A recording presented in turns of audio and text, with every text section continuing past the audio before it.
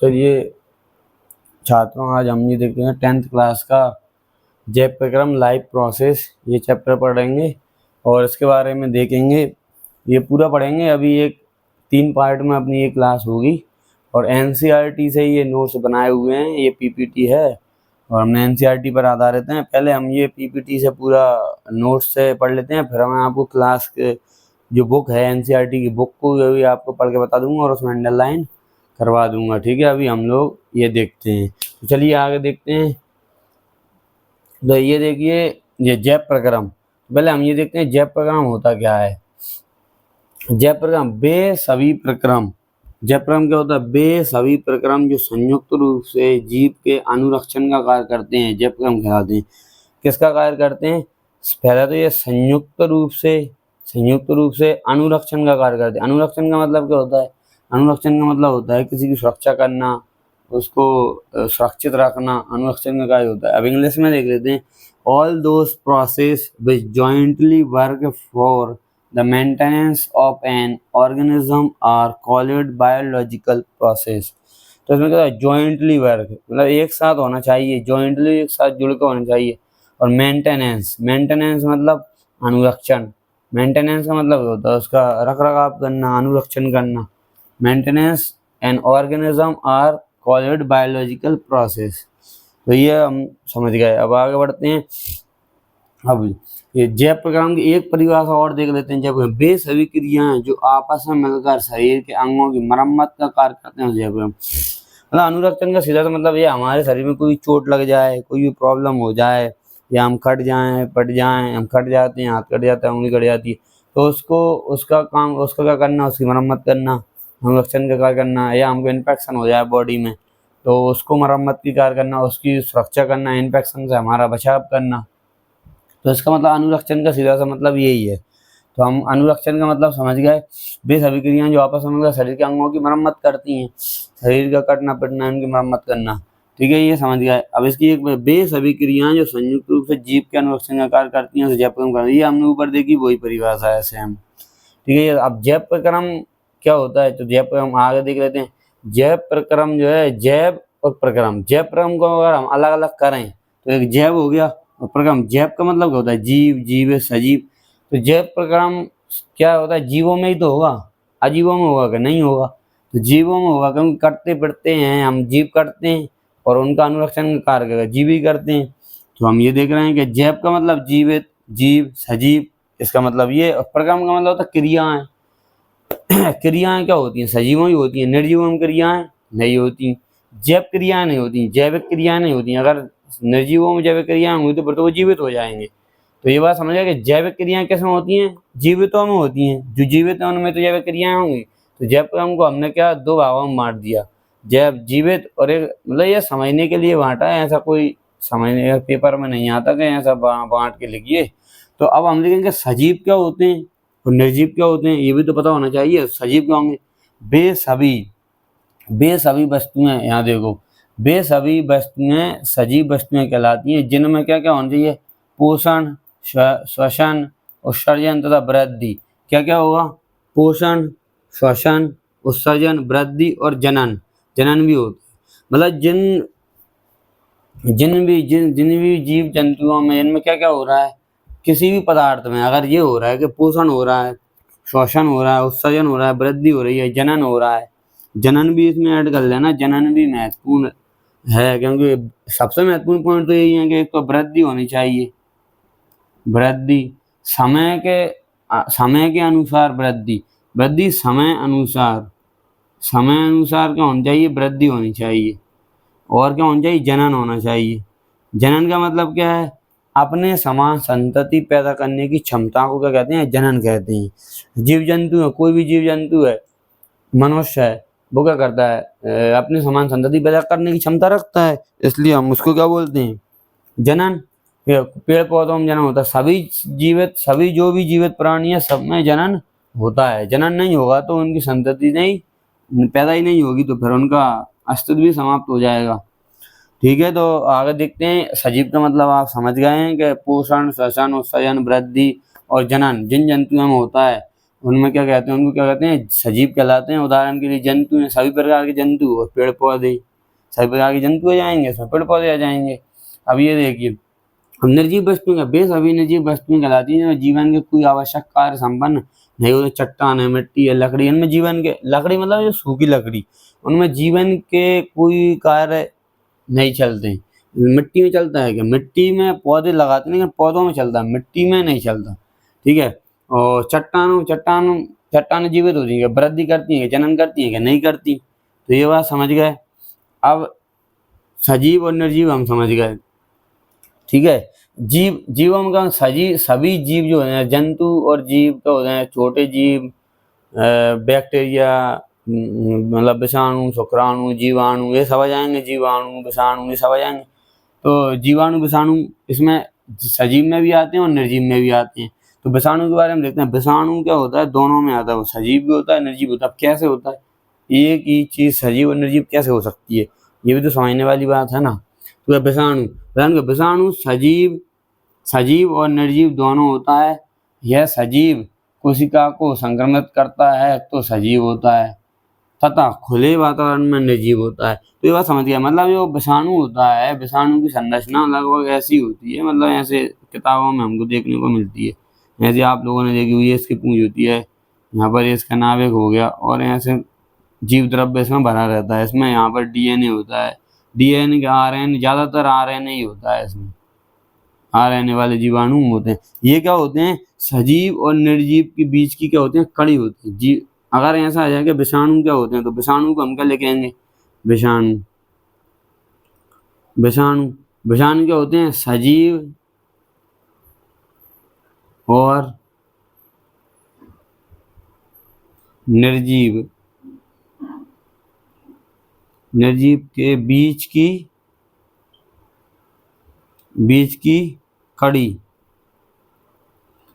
मतलब ये वाली जो ऐसी बनाते हैं हम, ऐसी बनाते हैं, ऐसी ये बीच की कड़ी हो गई, ठीक है ना। मतलब वो जब हमारे शरीर में आ जाते हैं तो सजीवों की तरह व्यवहार करते हैं विषाणु, और हमारे शरीर से बाहर होते हैं तो निर्जीवों की तरह व्यवहार करते हैं। तो इसलिए इनको कहा जाता है सजीव और निर्जीव। ऐसा आप लोगों ने विषाणु का नाम सुना होगा, फेमस विषाणु है कोरोना क्या है, विषाणु है। विषाणु जब हमारी बॉडी में आ जाता है तो वो गुणन करने लगता है और वृद्धि और विकास करने लगता है, और जब वो बाहर होता है तो मरी अवस्था में रहता है, जीवित नहीं रहता।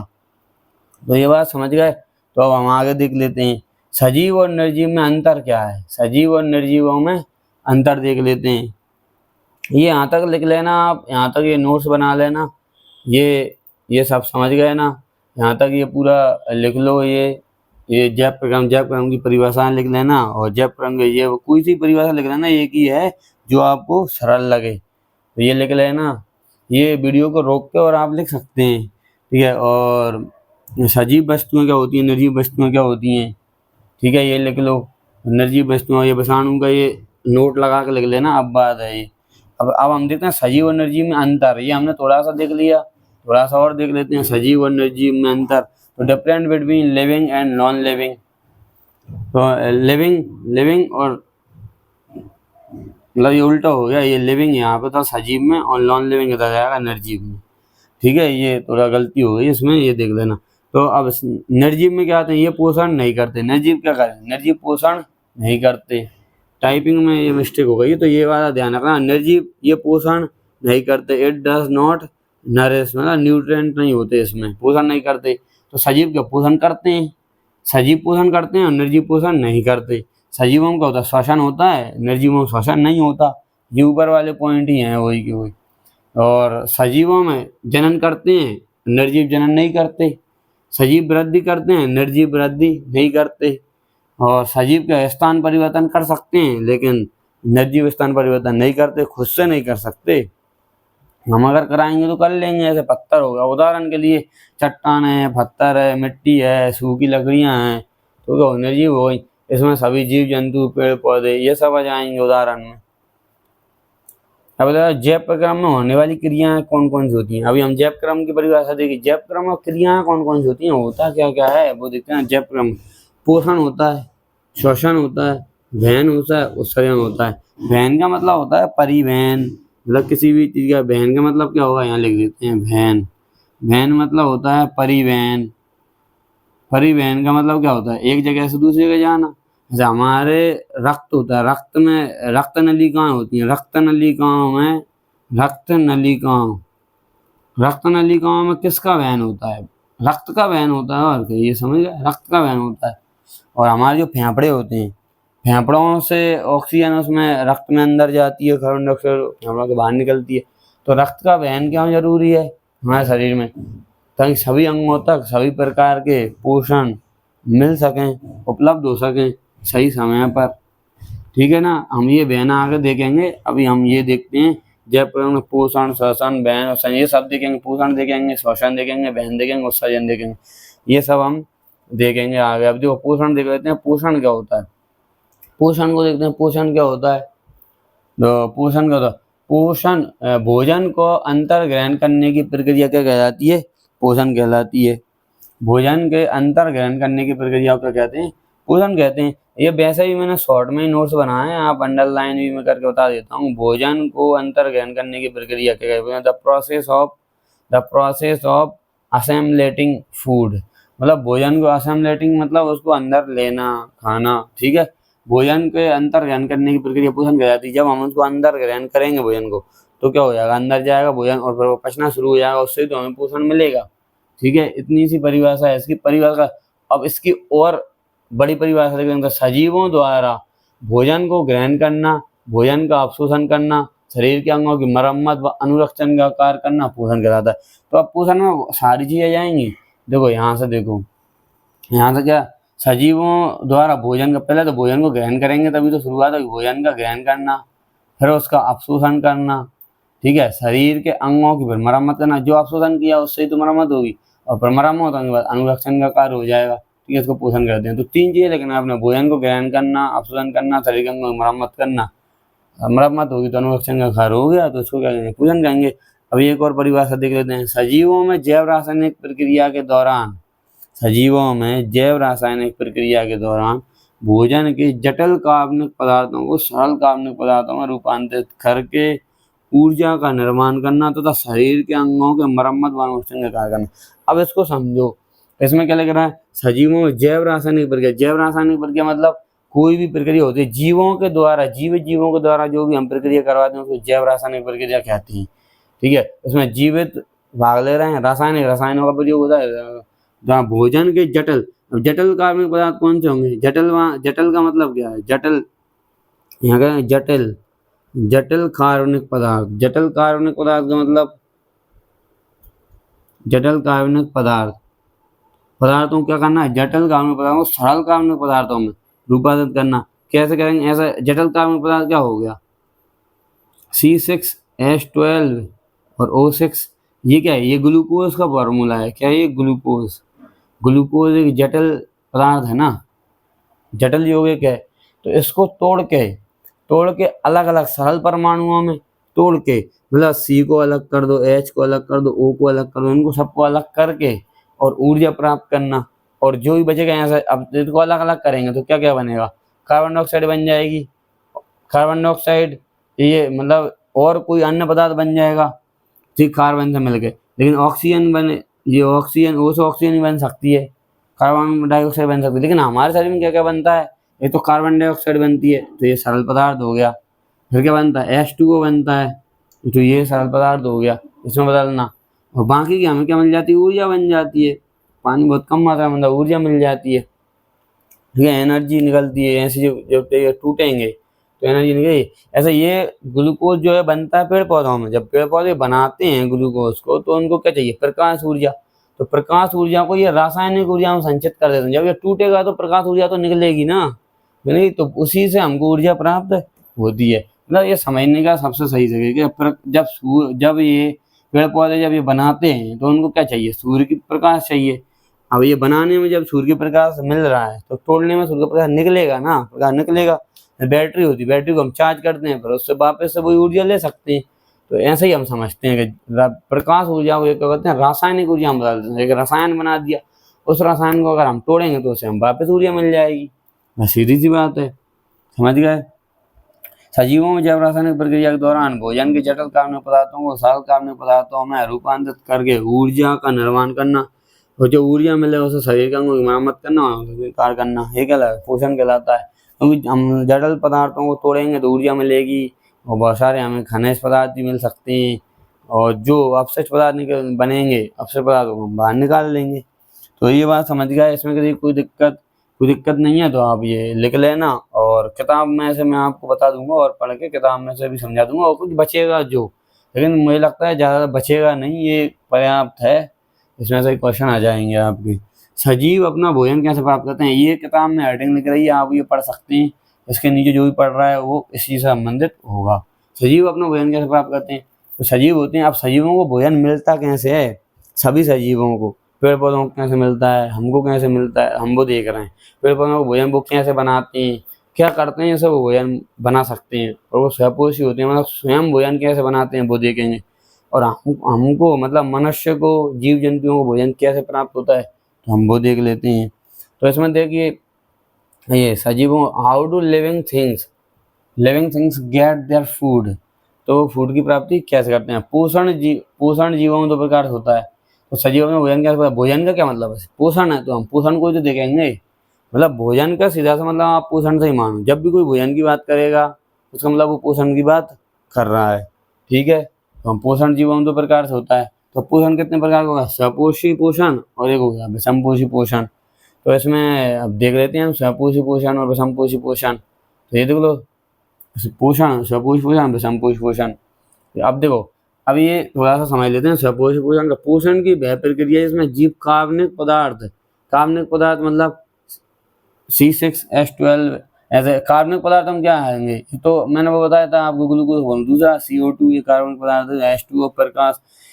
कार्बनिक पदार्थ और अकार्बनिक पदार्थ दोनों की सहायता करते हैं, सहायता से स्वयं अपने भोजन का निर्माण करते हैं। उदाहरण के लिए हरे पेड़ पौधे, प्रकाश, उपस्थिति, ये पूरी डिटेल में और नीचे लिख रही है, यहाँ पे तो शॉर्ट में दे दी। पोषण की वह प्रक्रिया जिसमें जीव कार्बनिक पदार्थ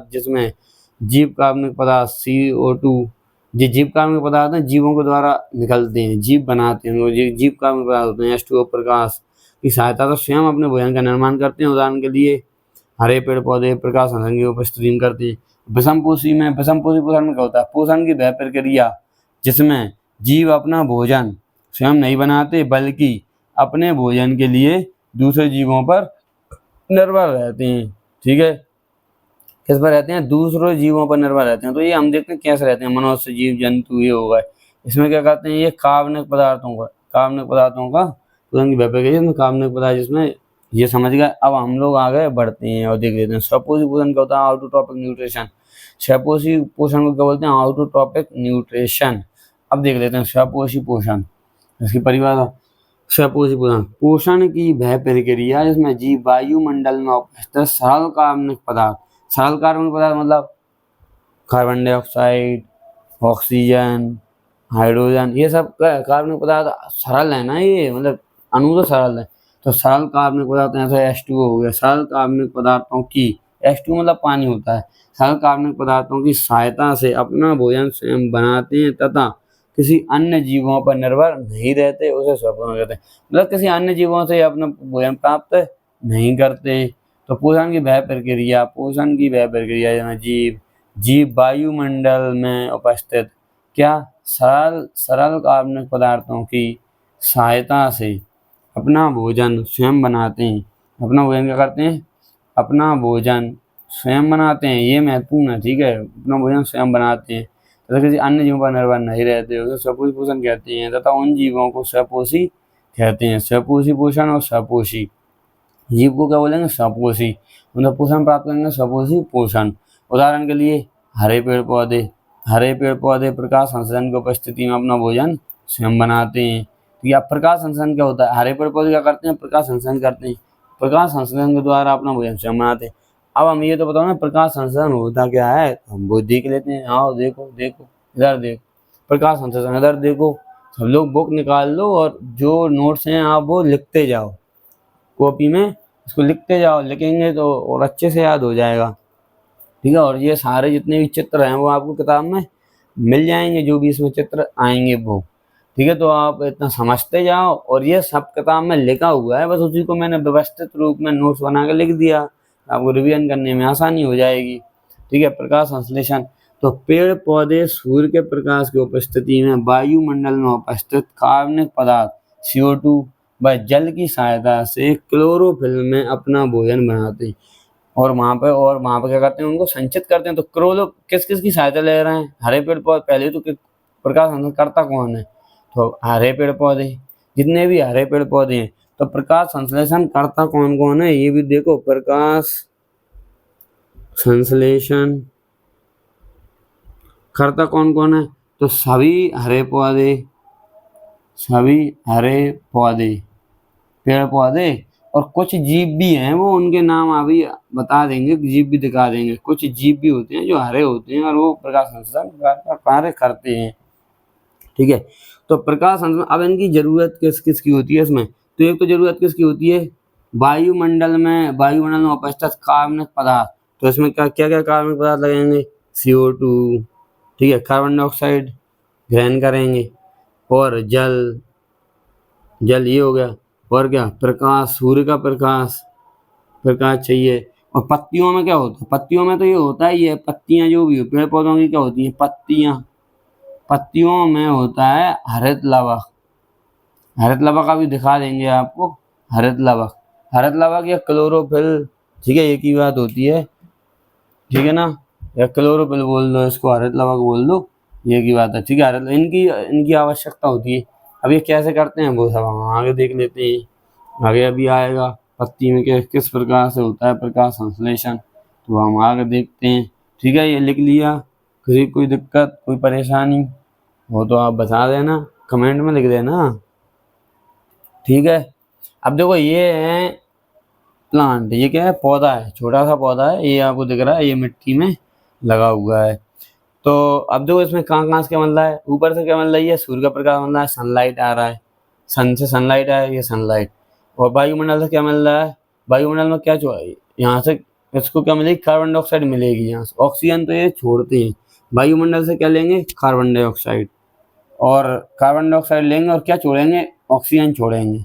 ठीक है, और कहाँ, पानी कहाँ से लेंगे, ये नीचे से लेंगे पानी, और क्या लेंगे, मिनरल्स लेंगे। यहाँ पर CO2 नहीं लिखा है इसमें, यहाँ पर अंदर क्या जाएगा, ये यहाँ से तीर लगा दो और क्या लिख दो, CO2, ठीक है ना, यहाँ से तीर लगा दो, एक ऐसा अंदर जाएगा, ये बाहर क्या निकलेगी, ऑक्सीजन को ऐसा O2 लिखते हैं, कार्बन डाइऑक्साइड CO2 लिखते हैं। ठीक है, CO2 यहाँ से अंदर जाएगी पेड़ पौधों में, पत्तियों में, ठीक है ना, ये समझ गया। और बनाएंगे क्या, ये शुगर मतलब ग्लूकोज बनाएंगे, शुगर मतलब ग्लूकोज। ऐसा मान लो गन्ने का पौधा है, गन्ने का पौधों को हम पानी देंगे और सूर्य का प्रकाश देंगे, तो वो क्या बनाएगा, शुगर ही तो बनाएगा, समझ लो आप। ठीक है ना, अब जो एक और फोटो है हमारे पास बढ़िया सा, ये देखो, फोटोसिंथेसिस कैसे होता है, प्रकाश संश्लेषण को फोटोसिंथेसिस बोलते हैं इंग्लिश में। ठीक है ना, तो इसमें से क्या निकल रही है, ये तो पत्ती में से क्या निकल रही है, ऑक्सीजन O2, क्या ले रहे हैं, सनलाइट, और क्या ले रहे हैं, कार्बन डाइऑक्साइड। देखो यहाँ पे लग रहा है वो CO2, कार्बन डाइऑक्साइड, ये अंदर क्या ले रहा है, कार्बन डाइऑक्साइड। मतलब एक ही पत्ती में होता है, अलग अलग सभी पत्तियों में होता है, लेकिन उन्होंने बता दिया कि पत्तियों में ही होता है, ऐसा नहीं कि एक में एक ऑक्सीजन लेगी एक कार्बन डाइऑक्साइड, ऐसा कुछ नहीं है। एक ही पत्ती में रंध्र होते हैं, वहां से जाता है, और यहाँ से क्या मिल रहा है इसको, वाटर H2O मिल रहा है, और रंध्र मिल रहा है, और क्या मिनरल्स मिल रहे हैं। ठीक है ना, क्या क्या मिल रहा है, मिल क्या कह रहा है, सूर्य का प्रकाश। उनके पास पहले से है क्या, प्लांट के पास पहले से क्या है, क्लोरोफिल है, जो हरे क्यों तक नहीं पत्ती, क्लोरोफिल के कारण, क्योंकि हरित लवक का रंग कैसा होता है, हरा होता है, क्लोरोफिल का कैसा होता है, ग्रीन कलर होता है। ठीक है, तो इसको इसके पास वो है, अब इसको चाहिए क्या क्या, सूर्य का प्रकाश चाहिए, मिल रहा है। ठीक है, और क्या चाहिए, कार्बन डाइऑक्साइड चाहिए, मिल रहा है, और क्या चाहिए, वाटर चाहिए, वाटर भी मिल रहा है, और क्या चाहिए, मिनरल चाहिए, मिनरल भी मिल रहा है। अब ये बनाएंगे क्या क्या, बनाएंगे शुगर बनाएंगे और ऑक्सीजन बनाएंगे, तो ऑक्सीजन को बाहर निकालेंगे और शुगर को बाहर निकालेंगे, लेंगे क्या इधर से, तो जो ले रहा है ना वो सब इधर लेकर आए, पानी भी इधर से ही लेंगे, और ये पानी निकालते भी हैं पत्तियों से, इसलिए तो हम बोल देंगे पेड़ पौधे नहीं होंगे तो बारिश नहीं होगी, क्योंकि ये पेड़ पौधे भी तो उत्सर्जन करते हैं, बाष्प उत्सर्जन करते हैं पेड़ पौधे। ठीक है ना, समझ गया। अब देखो ये प्रकाश संश्लेषण करते हैं, फोटोसिंथेसिस करते हैं, कुछ जीव होते हैं, ये भी ये देखो, ये वाला जो जीव है ना, ये भी प्रकाश संश्लेषण करता है, इसको क्या बोलते हैं, एगुलीना, क्या बोलते हैं इसको, एगुलीना। इसमें जो हरा हरा दिख रहा है ना, ये है हरित लवा। तो ये लिख रहा है, कहाँ लिख रहा है, तो देखो क्या क्या है। ये तो इसका सिलियम है। ये सारे नाम आपको याद करने की जरूरत नहीं है, सिर्फ आपको याद करना है कि यूग्लिना एक जीव होता है, ठीक है। इसमें क्या होता है, क्लोरोप्लास्ट होता है। क्लोरोप्लास्ट, क्लोरोफिल, हरित लवक एक ही बात है ये, ठीक है। इसमें क्या होता है, क्लोरोप्लास्ट होता है। आपको क्या क्या याद रखना है वो मैं बता देता हूँ। एक तो इसका नाम याद रखना है, लेकिन ऐसा ये 2 सींगों वाला क्या होता है, यूग्लिना होता है। उसमें होता है ये क्लोरोप्लास्ट, ठीक है ना। ये क्या है, क्लोरोप्लास्ट। ये हरा हरा क्या होता है, क्लोरोप्लास्ट होता है, ठीक है। इसमें कोई दिक्कत। तो ये जो ग्रीन ग्रीन जो है ना, क्लोरोप्लास्ट है, हरित लवक है, यही तो बनाता है, यही तो करता है प्रकाश संश्लेषण। तो ये जीवों में होगा तो जीव प्रकाश संश्लेषण, पेड़ पौधों में होगा पेड़ पौधे कर लेंगे, हमें होगा तो हम करते, लेकिन हमारे पास ऐसा सिस्टम ही नहीं है, हम कैसे करेंगे, नहीं है ना, ठीक है। अब दूसरे जीव, ये 2 जीव ही होते हैं, ठीक है। ये है ना, ये भी इस प्रकार संश्लेषण करता है और ये भी करता है, ठीक है। अब देखो इसका, ये देखो ये क्या है, न्यूक्लियस। इसमें कहाँ पे है, फोटो रिसेप्टर, ये होते हैं। देखो ये फोटो रिसेप्टर है, ये है क्लोरोप्लास्ट, ये है क्लोरोप्लास्ट, ठीक है ना। क्लोरोप्लास्ट, इसमें क्या है, क्लोरोप्लास्ट। तो क्लोरोप्लास्ट की वजह से ये भी ऐसा करता है, ठीक है ना। आप लिख दोगे यूग्लिना, लिख दोगे यूग्लिना का नाम अकेला लिख देना आप, तो इसमें क्लोरोफिल होता है और ये ऐसा ऐसा कार्य कर सकता है, ठीक है। क्या कर सकता है, फोटोसिंथेसिस कर सकता है। चलो अब आगे देखते हैं। अब देखो ये होता कैसे, क्या क्या होता है, ये हमारी किताब में भी दिया है। ये वाला फोटो, ये वाला चित्र दिया है। ये एक पत्ती है, इसको काट के इतना सा भाग दिया है। इसका देखो ये ऊपर का जो दिख रहा है ना, यहाँ पे ये क्या है, फ्लोयम है। ये मैं आपको दिखा दूंगा, ये इतना इतना भाग, ये गोल गोल के नीचे ये फ्लोयम जाइलम यहीं पे होते हैं, फ्लोयम जाइलम। फ्लोयम जाइलम क्या करते हैं, ये हम आगे देखेंगे। आगे के चैप्टर में भी दिया है और इसमें भी दिया है फ्लोयम जाइलम, और चैप्टरों में भी हम देख लेंगे, ठीक है। तो इसमें अभी देखो, इसको जूम करके देखते हैं। ये क्या, ये पर्णपटल है, ये मध्य सिरा है। और अब इसको जूम कर दिया, इतने से भाग को, छोटे से भाग को जूम किया, तो क्या क्या दिखेगा, ये इस तरीके से इनकी संरचना मिलेगी। ये जो चौकोर चौकोर ये संरचना दिख रही है, इसमें बीच में जो ग्रीन ग्रीन से छोटे छोटे गोल गोल दिख रहे हैं, इनको बोला हरित लवक। ये हरित लवक ये होते हैं, इस प्रकार से जमे होते हैं। बीच बीच में क्या होते हैं, इनमें रंध्र होते हैं। ये क्या होते हैं, वायु कोश होते हैं, ठीक है। ये द्वार कोश, ये वाले तो निचली बाहरी त्वचा, ये निचली है, ये ऊपर की है। बीच में इस तरीके से ये जमे होते हैं, और उनमें यहाँ से ऊपरी बाहरी त्वचा हो गई, ठीक है। तो बनता क्या क्या है इनमें, जब प्रकाश संश्लेषण होता है तो क्या क्या बनता है, ये देखो CO2 प्लस H2O, ये अंदर ग्रहण करते हैं। ये यही हमने ऊपर देखा था कि CO2 प्लस H2O, और क्लोरोफिल की सहायता से सूर्य के प्रकाश की उपस्थिति में क्या बनाते हैं, ग्लूकोज C6H12 और ऑक्सीजन, और क्या है, जल वाष्प। ये समझ गए, यही फॉर्मूला था। मैं आपको इधर लिख के बता देता हूँ, यहाँ पे लिख के दिखा देता हूँ। तो यहाँ पे क्या, ये देखो ये है CO2 और क्या है H2O, पानी, जल हो गया। और यहाँ पे लगा दो ये तीर, उपस्थिति किसकी है, ये रहेगा क्लोरोफिल। क्लोरोफिल या फिर हरित लवक भी लिख सकते हैं इसको। सूर्य का प्रकाश रहेगा, सूर्य का प्रकाश, ठीक है। और क्या क्या बनेगा, C6H12 और O6, ये क्या है, ग्लूकोज है। ग्लूकोज जो हम पानी में घोल के पी जाते हैं, घोल के देखा होगा ना वीडियो। और क्या बनेगा, ऑक्सीजन बनेगी, ऑक्सीजन बाहर निकलेगी। और क्या बनेगा, जलवाष्प बनेगा, H2O, जलवाष्प। कितने कितने अणु बनते हैं, अब ये तो संतुलित कर देते हैं इसको। पहले चैप्टर में संतुलित करना मैं सिखाया है, सिखा दूंगा। पहला चैप्टर अभी अपलोड नहीं किया। तो 6 ये रहेंगे कार्बन परमाणु, ये रहेंगे 12 इधर, ठीक है। अब इधर जितने इधर है ना, उतने उधर भी होने चाहिए। तो इधर क्या कर दो, ये तो इतना ही रहेगा। ये ऑक्सीजन का अणु कितने बनेंगे, 6 बनेंगे, और यहाँ पे 6 बनेंगे। ये संतुलित का अलग से चैप्टर अपन कर लेंगे, ठीक है ना। अभी देखो ये इधर संतुलित हो गया पूरा, ये आप मिला सकते हो, ये पूरा लिख लेना, ठीक है। तो ये संतुलित आपको समझ में आ जाएगा कि ये संतुलित हुआ है या नहीं हुआ है, ठीक है। तो अब आगे बढ़ते हैं, साफ कर दूं उसको और आगे देख लेते हैं हम लोग। और ये आप नोट्स बनाते चलना, ठीक है। ये चित्र देख लिया, समझ में आ गया। अब देखते हैं प्रकाश संश्लेषण की आवश्यक कच्ची सामग्री क्या होती है। ये क्वेश्चन आता है कि प्रकाश संश्लेषण के लिए आवश्यक कच्ची सामग्री क्या क्या है। तो आप क्या क्या लोगे, सूर्य का प्रकाश, क्लोरोफिल, क्लोरोफिल होता है ग्रीन होता है, कार्बन डाइऑक्साइड, CO2 और जल। अगर यहाँ से क्वेश्चन आता है कि प्रकाश संश्लेषण के लिए आवश्यक कच्ची सामग्री क्या क्या होती है, तो आपको क्या लिखना है, सूर्य का प्रकाश, क्लोरोफिल, कार्बन डाइऑक्साइड और जल। ठीक है ना, समझ गए। यही तो यहाँ पे है कार्बन डाइऑक्साइड। अब जो प्रकाश संश्लेषण प्रक्रिया होने वाली घटना, अब होता क्या क्या, कौन कौन सी घटनाएं होती है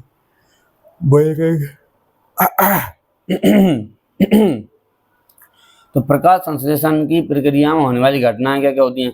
तो क्लोरोफिल द्वारा प्रकाश ऊर्जा को अवशोषित किया जाता है और प्रकाश ऊर्जा को रासायनिक ऊर्जा में रूपांतरित किया जाता है। क्लोरोफिल को देखो, ये क्लोरोफिल द्वारा प्रकाश ऊर्जा को अवशोषित किया जाता है और प्रकाश ऊर्जा को रासायनिक ऊर्जा में रूपांतरित कर दिया जाता है। ठीक है, समझ गए। क्लोरोफिल द्वारा प्रकाश ऊर्जा को अवशोषित किया जाता है और प्रकाश ऊर्जा को रासायनिक ऊर्जा में रूपांतरित कर दिया जाता है। ये घटना होती है किसमें, पत्तियों में। जल के अणुओं का हाइड्रोजन तथा ऑक्सीजन में विघटित होना, और क्या हो जाता है, ये दो हो गई। अब एक और पॉइंट का, जल के अणुओं का, जो जल लेंगे, जल के अणुओं का हाइड्रोजन तथा ऑक्सीजन में विघटन हो जाता है। मतलब जल के जो अणु थे, H2O होता है, H अलग हो जाता है, ऑक्सीजन अलग हो जाती है। ठीक है ना, हाइड्रोजन अलग हो जाती है, ऑक्सीजन अलग हो जाती है। जल के अणु क्या होता है, हाइड्रोजन ऑक्सीजन में विघटित हो जाती है, कार्बन डाइऑक्साइड बन जाती है और कार्बोहाइड्रेट बन जाता है। के अंदर कार्बन डाइऑक्साइड बनती है, कार्बोहाइड्रेट मतलब ग्लूकोज। ठीक है ना, कार्बोहाइड्रेट बन जाता है। अब हरित लवक या क्लोरोप्लास्ट या क्लोरोफिल, इसको देख लेते हैं, ये होता कहाँ पे है। तो देखिए, हरित लवक, क्लोरोप्लास्ट या क्लोरोफिल, तीनों में एक ही बात है। तीन कुछ भी आप लिख सकते हो, कुछ भी आ जाए पेपर में, आप समझ जाओ कि किसकी बात चल रही है। तो पत्तियों की कोशिकाओं में जो हरे रंग के बिंदु दिखाई देते हैं, ये हरे बिंदु कोशिकांग हैं, जिन्हें क्लोरोप्लास्ट कहते हैं। इनमें क्लोरोफिल होता है। अब जो पत्तियों में आपको दिखा देता हूँ, ये जो हरे हरे जो बिंदु दिख रहे हैं, ये वाले, ये देखो, ये जो दिख रहा है ना मार्कर, देखो ये जो ये लिख रहा है हरित लवक, क्या लिख रहा है, ये लिख रहा है ना हरित लवक। तो यही तो है, ये जो बिंदु हैं, सारे जितने भी हैं, इनको क्या बोलते हैं, हरित लवक। ठीक है, पत्तियों की, ये देखो, पत्तियों की कोशिकाओं में जो हरे रंग के बिंदु दिखाई देते हैं, ये बिंदु कोशिकांग हैं, यानी क्लोरोप्लास्ट कहते हैं। और क्लोरोप्लास्ट कह लो या क्लोरोफिल कह लो, इनमें क्या होता है, क्लोरोप्लास्ट के अंदर होता है क्लोरोफिल, इसलिए एक साथ हम बोल देते हैं। ठीक है ना, ये समझ गए। अब देखो, ये और चीज देखो, ये जो है ना, ये दोनों, ये द्वार कोशिका है और ये जो क्या है, ये रंध्र है और ये हरित लवक है। ठीक है ना, ये समझ गया। ये देखो, ये है खुला वाला और ये है बंद वाला, ये बंद हो गया, ये खुला है। ठीक है ना, समझ गए। ये खुला है और ये बंद है, रंध्र बंद हो गया, मतलब बंद हो जाएगा तो जल नहीं निकलेगा, जल की हानि नहीं होगी। तो रंध्र क्या होते हैं, रंध्र देख लो, रंध्र क्या होते हैं, रंध्र मतलब यही, पेड़ पौधों में पत्तियों की सतह पर छोटे छोटे छिद्र पाए जाते हैं, जिन्हें कहा जाता है रंध्र। अगर क्वेश्चन ये आ जाता है कि रंध्र क्या होते हैं, तो आप क्या बोलोगे, यार ये छोटे छोटे छिद्र होते हैं ना, उनको ही तो रंध्र बोलते हैं। तो आप क्या बोलोगे, अरे सर, पत्तियों पर, पेड़ पौधों की पत्तियों में जो छोटे छोटे छिद्र होते हैं, उनको ही तो क्या बोलते हैं, रंध्र बोलते हैं। इसमें कोई बड़ी बात है क्या, छोटे छोटे तो हैं, वो बड़े थोड़ी ना। ठीक है, अब इनके कार्य क्या होते हैं, रंध्र तो आपने दिखा दिया, आप सर रंध्र तो दिखा दिया, कार्य तो बताओ, ये करते क्या है, होता क्या है इनमें। तो वही तो बता रहे हैं, सुनोगे तभी तो बताएंगे। सुनो इधर देखो, रंध्र के प्रमुख कार्य क्या होंगे। तो प्रकाश संश्लेषण की प्रक्रिया के दौरान, प्रकाश संश्लेषण की प्रक्रिया के दौरान इन छोटे छोटे छिद्रों से गैसों का आदान प्रदान होता है। क्या होता है, गैसों का आदान प्रदान होता है। किस में से होता है, अरे छोटे छोटे छिद्रों में से होता है, और किस में से हो, समझ गए। पहले तो आप पत्ती देखो, पत्ती कैसी होती है, पत्ती बना देते, अभी देखो पत्ती बन जाएगी क्या, हाँ बन तो सकती है, अरे बन गई, देखो ये इसकी डंठल है, ये देखो ऐसे कर दिया, इसमें ये बना दिया, ये बना दिया, ये बना दिया, बन गई ना पत्ती, बड़ी मस्त पत्ती बनी है। अब देखो, इसमें क्या होते हैं, जगह जगह पर छोटे छोटे क्या होते हैं, छिद्र होते हैं। और ये छिद्र क्या करते हैं, ये तो रंध्र हैं, ये रंध्रों को, ये छोटे छोटे छिद्र हैं, ये बंद होते हैं और खुलते हैं, ये इनका काम होता है। तो बंद होकर क्या करते हैं और खुल के क्या करते हैं, खुलेंगे तो क्या लेंगे, अरे ये खुल गया तो क्या लेगा, CO2 लेगा, और खुलेगा तो बाहर क्या निकालेगा, ऑक्सीजन निकालेगा, और क्या निकालेगा, ये खोल दिया हमने, इसको खोल दिया तो H2O निकालेगा। ठीक है ना, और बंद हो जाएगा तो क्या होगा, ये बाहर नहीं निकलेगा, ये भी बाहर नहीं निकलेगा, और ये भी अंदर नहीं जाएगा। या बंद हो गया तो कुछ नहीं हो, बंद हो गया तो कुछ जाएगा क्या, नहीं जाएगा। ठीक है ना। पत्ती दिखा दी, इनके कार्य दिखा दी, और हम कार्य पढ़ लेते हैं। ठीक है, ये देखो प्रकाश संश्लेषण की प्रक्रिया दौरान छोटे छोटे तत्वों से गैसों का आदान प्रदान होता है। बाष्पीभवन की प्रक्रिया जल रंध्र द्वारा निकल जाता है। तो वही जो हमने छेद देखे थे उनमें से क्या बाष्पीभवन भी हो जाता है। ठीक है, और रंध्र की संरचना और क्रिया, अब इनकी संरचना कैसी होती है, होते कैसे हैं, तो ये अभी हमने देख लिया, फोटो तो देख लिए ना, ये ऐसे होते हैं, फोटो देख लिए, फोटो देख लिए हमने। ठीक है, फोटो देख ली। अब देखो इनके कार्य क्या क्या करते हैं, तो इनकी कार्यविधि समझ लेते हैं। ये किताब में भी लिखा हुआ है।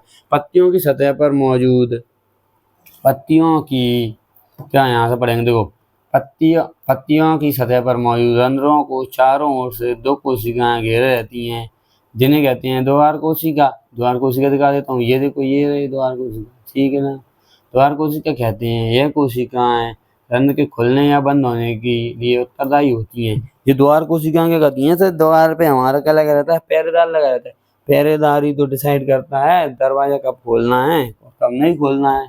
ठीक है ना, ऐसा ये करती हैं। जब जब द्वार कोशिकाओं में जल अंदर जाता है तब वे फूल जाती हैं, जैसे रंध्र खुल जाते हैं। जब द्वार कोशिकाएं सिकुड़ती हैं, जब द्वार कोशिकाएं सिकुड़ती हैं तब छिद्र बंद हो जाता है, रंध्र से पर्याप्त मात्रा में जल की हानि हो जाती है।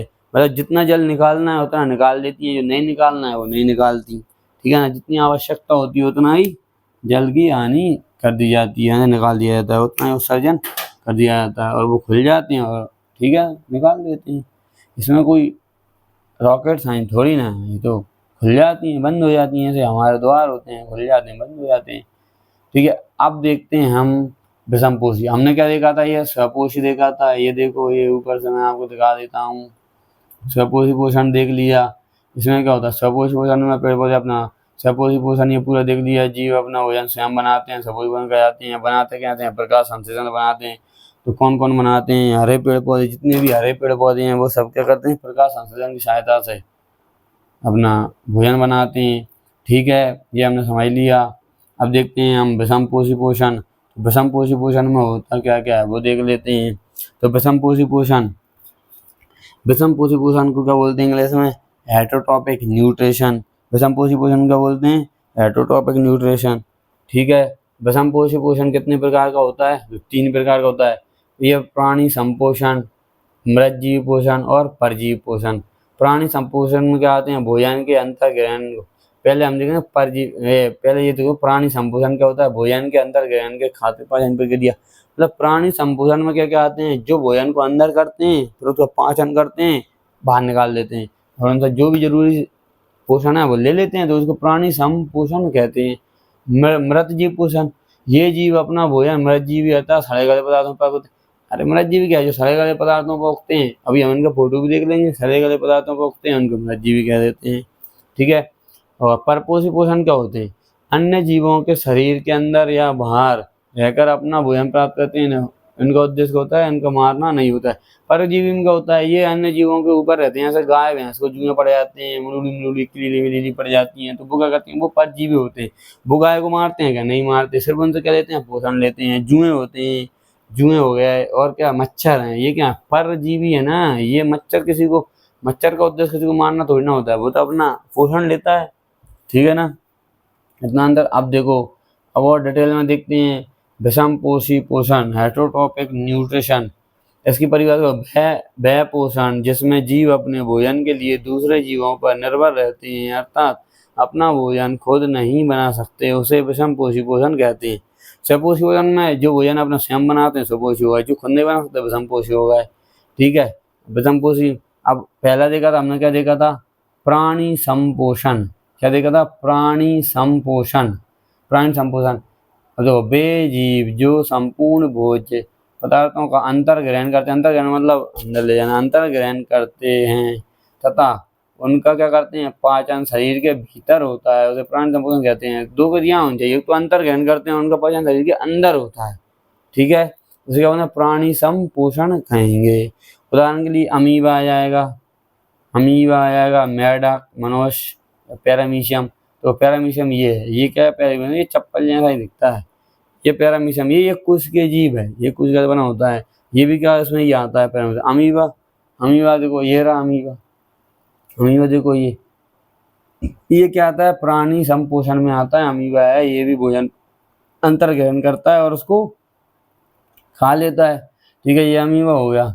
इसकी कोई संरचना प्रश्न होती है, ये भी एक कोशिकीय जीव होता है। अमीबा के बारे में और हम आगे देखेंगे, अभी यहाँ तक देखते हैं। ठीक है, और अब देखते हैं मृतजीव पोषण। मृतजीव बेजीव, बेजीव जो अपना भोजन मृत जीवों तथा सड़े गले पदार्थों से प्राप्त करते हैं उसे मृतजीव पोषण कहते हैं।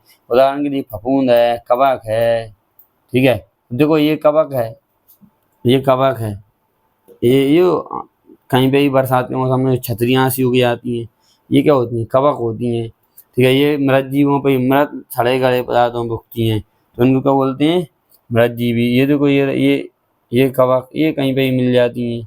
फफूंद, कवक, फफूंद भी लग जाती है, दीवारों में लग जाती है, लकड़ियों में लग जाती है। और प्रोटोजुआ, ये क्या है, ये प्रोटोजुआ, ये कवक होगा, फफूंद, कवक, बैक्टीरिया और प्रोटोजुआ, ये बैक्टीरिया हैं।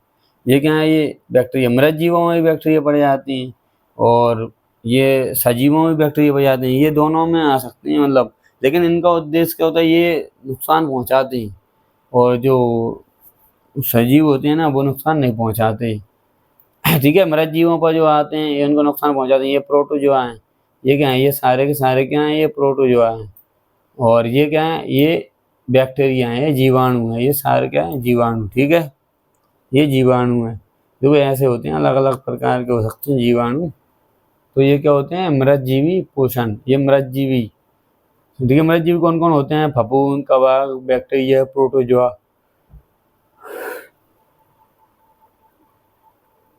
ये तो परजीवी पोषण क्या क्या होता है, परजीवी में क्या क्या आएंगे, परजीवी, परजीवी पोषण बेजीव जो अपने भोजन के लिए दूसरे आए यहाँ से परजीवी जीवों पर निर्भर रहते हैं, दूसरे जीवों पर निर्भर रहते हैं।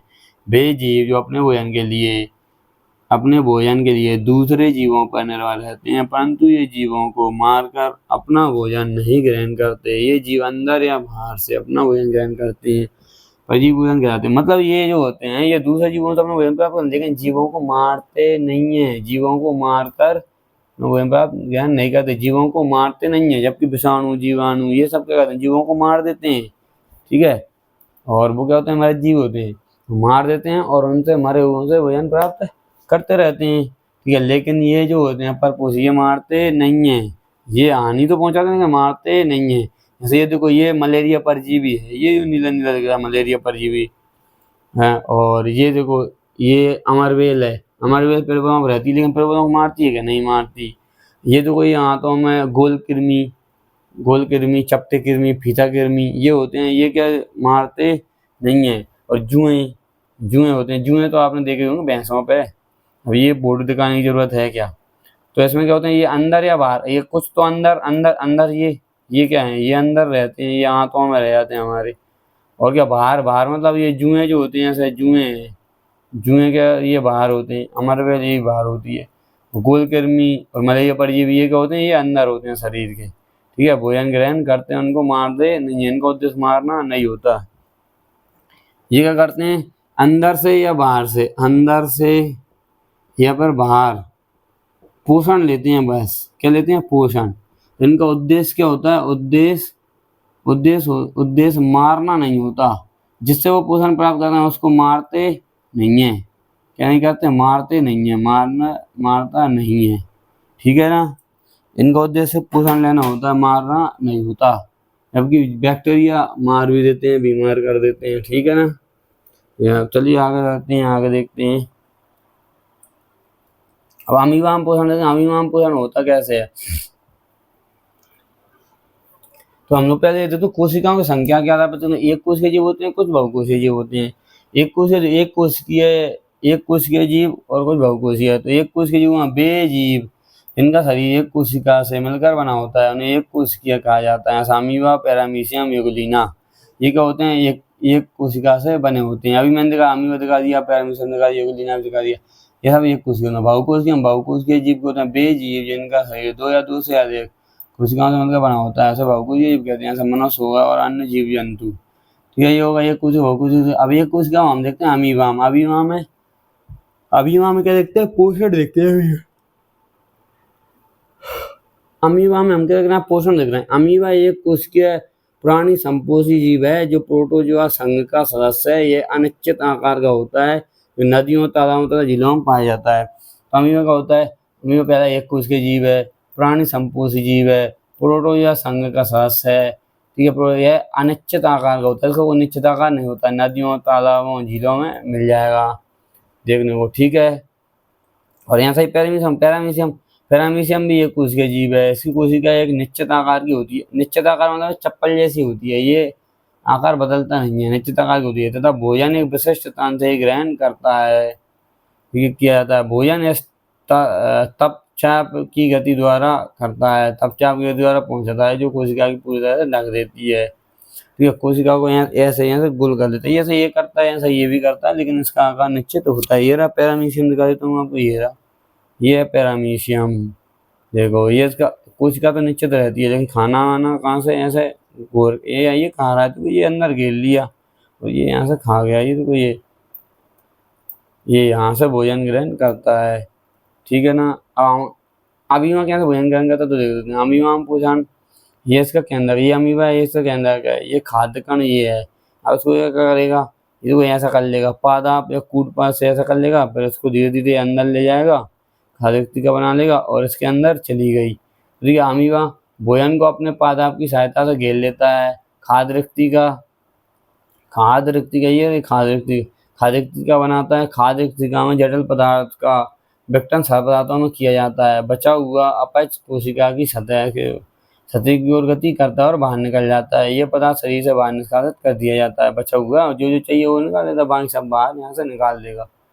ठीक है ना, ये समझ गए। अब इधर आ जाओ, स्वपोषी पोषण और विषमपोषी पोषण में अंतर क्या होता है, अंतर देख लेते हैं। स्वपोषी पोषण, विषमपोषी। स्वपोषी में यह पोषण हरे पौधों में, स्वपोषी हरे पेड़ पौधों में होता है। ये विषमपोषी ये कीटों और जंतुओं में होता है। स्वपोषी पोषण में कार्बन डाइऑक्साइड तथा जल से कार्बनिक पदार्थों का निर्माण होता है। पहले स्वपोषी पोषण पौधे प्रकाश संश्लेषण में पर्णहरित तथा सूर्य के प्रकाश को प्रयोग करते हैं। स्वपोषी पोषण में पौधों को भोजन के निर्माण के लिए कार्बनिक पदार्थों की आवश्यकता होती है। विषम पोषण में होता है, विषम पोषण में कीटों और जंतुओं का होता है। जंतु अपना भोजन पेड़ पौधे अन्य पौधों एवं शाकाहारी प्राणियों पर निर्भर करता है। विषम पोषी पोषण में भोजन का निर्माण नहीं होता है। जंतुओं को अपना भोजन हेतु कार्बनिक पदार्थों की आवश्यकता होती है। ठीक है ना, समझ गए। ये कर देंगे, इसमें किसी कोई दिक्कत, ये तो अंतर है, बस उल्टा ही रखना है। जीव अपना भोजन कैसे प्राप्त करते हैं, अभी देखो ये भी किताब में हेडिंग है कि जीव अपना भोजन कैसे प्राप्त करते हैं वहां से। तो हम क्या देखेंगे, अब जीवों अभी हमने क्या देखा था, किसमें देखा था सपोजी पोषण देखा था। हम पोषण देखा था, अब जीवों में पोषण कैसे होता है, तो वो देखा जीवों में पोषण कैसे होता है, किस प्रक्रिया से होता है। ठीक है, अभी हमने पेड़ पौधों और जीवों में देख लिया। तो अभी देखते हैं पाचन तंत्र। भोजन के जटिल पोषक पदार्थों व बड़े अणुओं को विभिन्न रासायनिक क्रियाओं और एंजाइम की सहायता से सरल व छोटे घुलनशील अणुओं में परिवर्तित करना पाचन कहलाता है। भोजन के जटिल पोषक पदार्थों व बड़े अणुओं को विभिन्न रासायनिक क्रियाओं और एंजाइम की सहायता से सरल, छोटे व घुलनशील अणुओं में परिवर्तित करना क्या कहलाता है, पाचन कहलाता है। जो तंत्र यह कार्य करता है उसको पाचन तंत्र कहते हैं। ठीक है ना, ये परिभाषा अच्छे से पढ़ लेना। ठीक है, कोई दिक्कत। अब वो मनुष्य में पोषण कैसे होता है, बोले पाचन तो सब में होता है, लेकिन हम मनुष्य का देखेंगे। किसका देखेंगे, मनुष्य का। हम कौन है, हम मनुष्य तो हैं। ठीक है, अब देखो मनुष्य में पोषण, तो पोषण के चरण देख लेते हैं। पहले मुख गोया में क्या, हम भोजन अंदर लेते हैं। फिर मुख गोया से किसमें जाएगा, आमाशय में। आमाशय में किसमें, छोटी आंत है, छोटी आंत में, छोटी आंत जाएगा बड़ी आंत में, और उसको फिर निष्कासित कर दिया जाएगा। तो ये आहारनाल, अब देखेंगे मुख गोया, इसमें देखो आहारनाल कहाँ पे, ये जो इतनी लंबी सी दिख रही है ना, ये क्या है, ये आहारनाल है। देखो ये जो दिख रही है ना, ये क्या है, आहारनाल है। ठीक है, अब हम इसके देख लेते हैं। मैं आपको नाम बता देता हूँ इस चित्र में एक बार। ये क्या है, मुख गोया, ये ग्रासिका मतलब आहारनाल, ये इसमें जीवा, और ये है आमाशय। ये देखो ये आमाशय, और ये क्या है, शुद्ध आंत, ये छोटी आंत, ये अंदर वाली क्या है, छोटी आंत, और ये है बड़ी आंत। ठीक है, ये इसको बोलेंगे गुदा द्वारा निष्कासित कर दिया था भोजन को। परिशेषिका, इसको ये अपशिष्ट अंग है, ये परिशेषिका बोलते हैं। और ये जो दिख रहा है ना, ये क्या है, ये अग्नाशय है। ये क्या है, अग्नाशय है। ये बड़ा सा ये यकृत। और यहाँ पर जो नली लग रही है वो पित्त नली। और यहाँ पर क्या होता है, यहाँ पर पित्त एक जगह इकट्ठा होता है। और ये जो ऊपर है ना, ये क्या है, डायफ्राम। डायफ्राम ये इसको सुरक्षित रखता है ऊपर से इनको। अब देखो यहाँ देख लेते हैं हारनाल के कार्य। हारनाल के कार्य देखो, हारनाल क्या करती है, तो भोजन को सरलीकृत करना, भोजन का पाचन अवशोषण करना, भोजन को मुख से गुदा तक गति प्रदान करती है। मुख से लेके जो गुदा तक लास्ट में पूरी नली को क्या बोलते हैं, हारनाल बोलते हैं। हारनाल क्यों बोलते हैं, क्योंकि उसमें भोजन का ही तो प्रवाहित होता है ना, भोजन का ही तो परिवहन हो रहा है। भोजन का परिवहन होता है, इसलिए उसको हारनाल बोल देते हैं। इसके कार्य क्या होते हैं, भोजन को सरलीकृत करती है, भोजन का पाचन करती है, अवशोषण करती है, भोजन को मुख से गुदा तक गति प्रदान करती है। ठीक है, मनुष्य में पोषण, तो पहले होगा अंतर्ग्रहण, फिर पाचन होगा, फिर अवशोषण होगा, फिर स्वांगीकरण होगा, फिर बाह्यक्षेपण होगा। कौन कौन सी क्या क्या होती हैं, क्या क्या होते हैं, तो ये याद रखना। सबसे पहले क्या होगा, अंतर्ग्रहण। ठीक है, अंतर्ग्रहण होगा, सबसे पहले क्या होगा, अंतर्ग्रहण, फिर होगा पाचन, फिर होगा अवशोषण, फिर स्वांगीकरण, फिर बाह्यक्षेपण। ठीक है, सबसे पहले अंतर्ग्रहण, पाचन, अवशोषण, स्वांगीकरण, ये याद रखना पूरा। ठीक है, अब देखें पाचन कार्य में प्रयुक्त होने वाले अंग। पाचन कार्य में कौन कौन से अंग प्रयुक्त होते हैं, ये चित्र ध्यान रखना, ये नाम पढ़ लेना, सारे याद कर लेना ये। ठीक है, ये यकृत सबसे बड़ा अंग होता है हमारे शरीर का। ठीक है, अरे मुख, गुहा और मुख्य कार्य क्या होते हैं, सभी अंगों के हम क्या देख रहे हैं, कार्य देख रहे हैं। ठीक है, देखो ये मुख गुहा, हम यहाँ देखो मुख गुहा को होता है, एक जोड़ी क्या होते हैं, इसमें होंठ पाए जाते हैं, एक जोड़ी होंठ पाए जाते हैं। मुख की संरचना कटोरेनुमा होती है। मुख को हमने देखा ही ऐसे होता है। जीवा, जीवा में क्या होता है, ये जीवा स्वाद का अनुभव कार्य करती है। दांत भोजन को चबाने का कार्य करते हैं। जबड़े कठोर मांसपेशियां होती हैं। एक वयस्क मनुष्य में मुख गुहा में कितने दांत होते हैं, 32 दांत होते हैं। हमारे कितने वयस्क मनुष्य में 18 साल से ऊपर के कितने दांत होते हैं, 32। ठीक है, अब देखो मुख गुहा में क्या क्या, जीवा, दांत और जबड़े। ये देखो ये हमारी क्या है, जीवा है। यहाँ पर ये देखो बिल्कुल, यहाँ पर ये ब्लू ब्लू कलर दिख रहा है ना, यहाँ पर ये है मीठा स्वाद आता है। और ये इधर साइड में येलो येलो दिख रहा है, साइड में दोनों साइड यहाँ पर नमकीन स्वाद। और ये ग्रीन ग्रीन दिख रहा है, ये खट्टा। और ये होता है कड़वा, जो रेड वाला जीभ के बिल्कुल अंदर होता है ना, ये कड़वा। नीचे क्या हो जाएगा, मीठा। नीचे मीठा जो ब्लू ब्लू कलर दिख रहा है, और येलो येलो नमकीन। मतलब टोन पे बिल्कुल कैसा आएगा, मीठा स्वाद। और दोनों साइड आएगा नमकीन। और इधर साइड में आएगा, बिल्कुल साइड में ग्रीन ग्रीन कलर दिख रहा है, ये खट्टा। और ये नीचे आएगा कड़वा, सबसे ऊपर अंदर आता है कड़वा। ठीक है, अब देखो दांत कितने प्रकार के होते हैं, ये देख लेते हैं। दांत कृंतक, इंसाइजर, भेदक या कैनाइन, अगर चवर्णक, प्रीमोलर, चवर्णक या मोलर। तो कृंतक क्या होते हैं, कृंतक देख लेते हैं, इनको इंग्लिश में क्या बोलते हैं, इंसाइजर। कृंतक को क्या बोलते हैं, इंसाइजर। भोजन को कुतरना, काटना, प्रत्येक जबड़े के चार चार होते हैं, ये चार इधर। कृंतक कितने होते हैं, चार। कृंतक कितने होते हैं, कृंतक चार। ठीक है, रत्नक भोजन को चीरना और फाड़ने का काम करते हैं, चीर देते हैं और फाड़ देते हैं, ये दो दो होते हैं। ठीक है, जबड़े में एक, दो इधर दो इधर। ठीक है, और अगर चवर्णक भोजन को क्या करते हैं, चबाते हैं, प्रत्येक में कहते हैं चार चार होते हैं, चार ये दो ये, चार चार 8 और 2 10 हो गए। चवर्णक क्या होते हैं, भोजन को चबाते हैं, ये प्रत्येक में 6 होते हैं। चवर्णक को क्या बोलते हैं, मोलर। और अगर चवर्णक को प्रीमोलर। ठीक है, अब इसमें देख लेते हैं। ये देखो ये क्या है, ये यहाँ से कृंतक पहला दूसरा,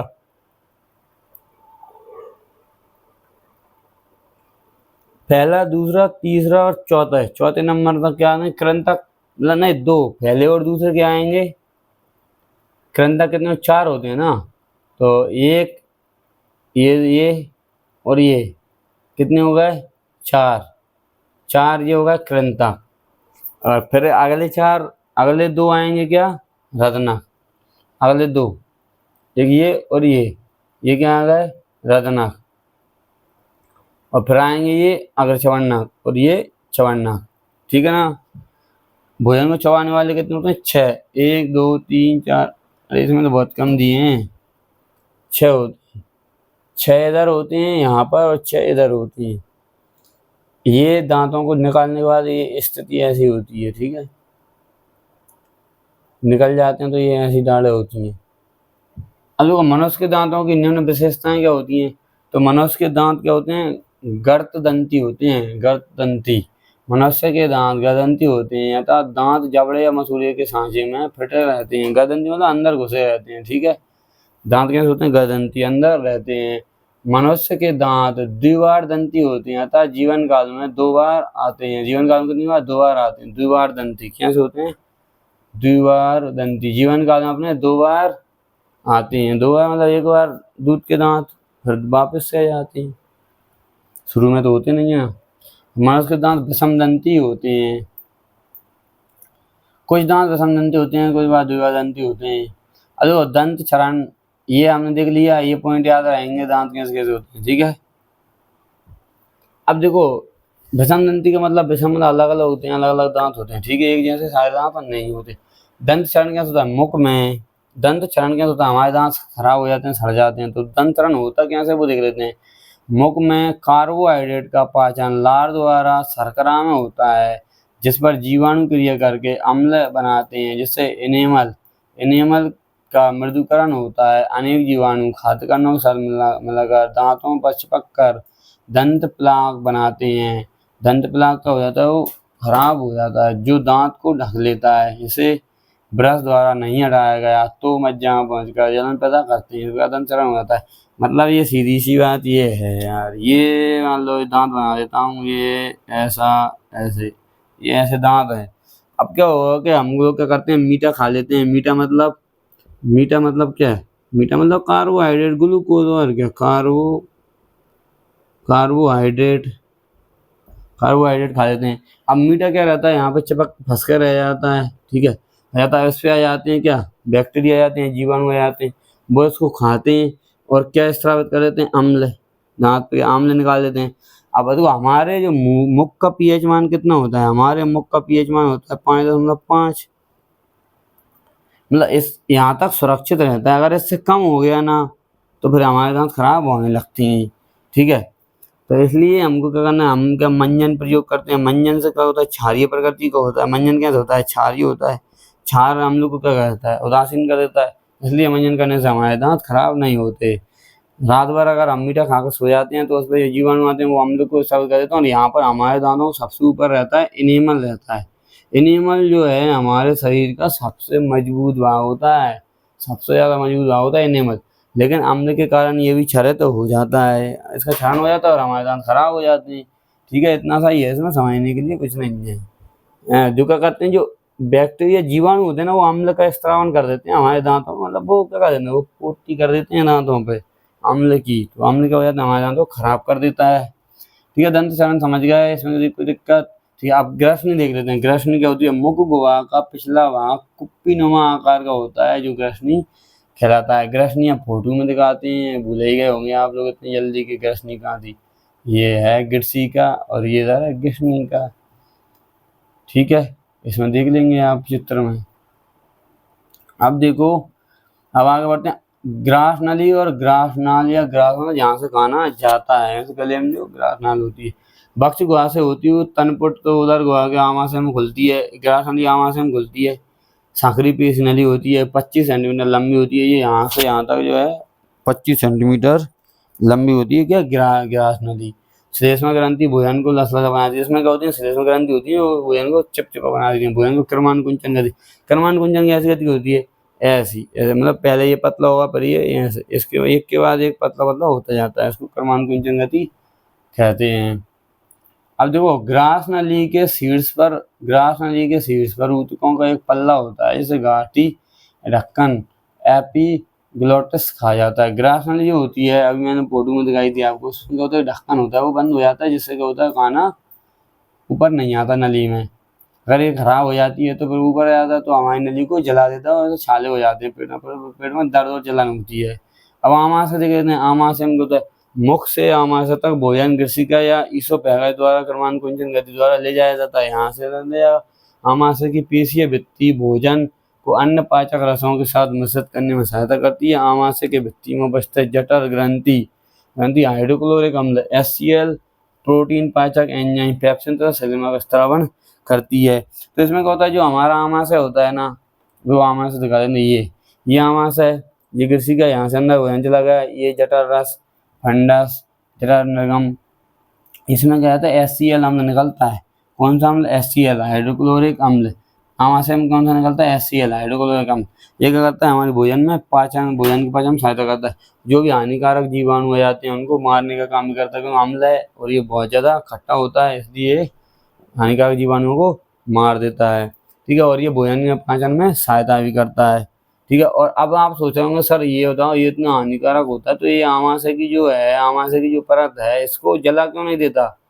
क्योंकि ये हमारी जो परत होती है इसकी सुरक्षा के लिए म्यूकस लगा होता है। इसमें म्यूकस की एक परत होती है। म्यूकस मतलब जो नाक होती है वो क्या करती है, ये हमले से क्रिया नहीं करने देती और वो सुरक्षित बना रहता है और उसको कुछ नहीं होता है।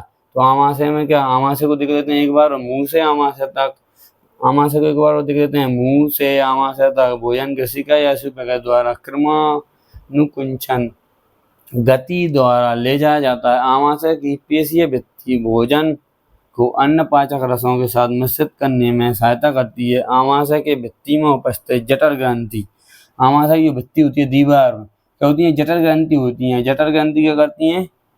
HCl जठर ग्रंथि हाइड्रोक्लोरिक अम्ल को पाचक रसों के साथ मिश्रित करने इसमें मिला देती हैं और ये क्या कहते हैं प्रोटीन पाचक एंजाइम और पेप्सिन और ये मिल जाते हैं। प्रोटीन पाचक एंजाइम अलग होते हैं, पेप्सिन रेनिन ये सब, तो इनको सब मिल जाता है। क्या क्या मिल जाता है? HCl मिल जाता है, प्रोटीन पाचक अम्ल मिल जाता है। तो अब देखो आमाशय क्या, तो जे आकार का पेशीय संरचना होती है, ऐसे जे आकार की होती है। थनपट के नीचे कुछ बाईं और एक थैलेमा संरचना भी होती है। तो 1 से 3 लीटर आहार धारित करता है, मतलब इसमें जो है ना 1 से 3 लीटर ये भर जाता है, 1 से 3 लीटर तक ये भर सकता है। और इसमें लगभग 3 लीटर तो वही निकलता है इसमें जठर रस, एक दिन भर में 3 लीटर जठर रस निकल जाता है और इसकी क्षमता भी इतनी होती है भरने की। ठीक है, और भोजन पाचन को रोक कर ये रखता है। ये जो होती है ना ये इसको रोक, यहाँ से क्या पूरा पच जाता है तभी इधर जाने देती है। ठीक है ना, तनपुट होता है, ये थैलेनुमा संरचना होती है, ये थैलेनुमा।